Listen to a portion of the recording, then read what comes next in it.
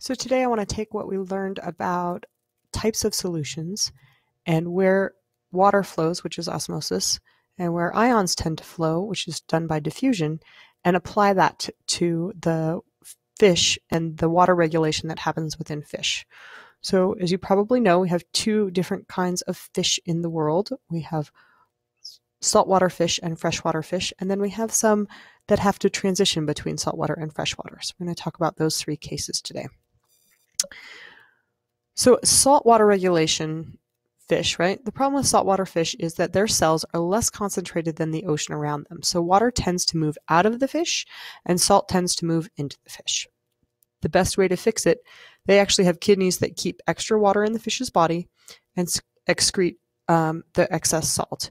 They actually will produce very small amounts of urine. It's very concentrated urine in order to get that excess salt out of the body and not lose as much water as they go.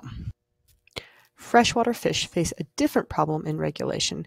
Their cells are more concentrated than the water that surrounds them, so the opposite tends to occur. Salt tends to move out of the fish and water tends to move into the fish.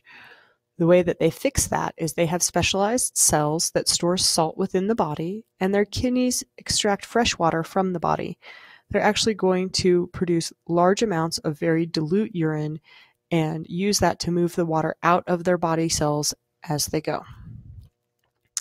So my question for you is, what challenges are faced by a fish like a salmon that live both in salt and freshwater? So I want you to do a diagram of the two situations that fish faces in your notes, and then we will talk about it and give you an answer as to what these kinds of regulators need to do.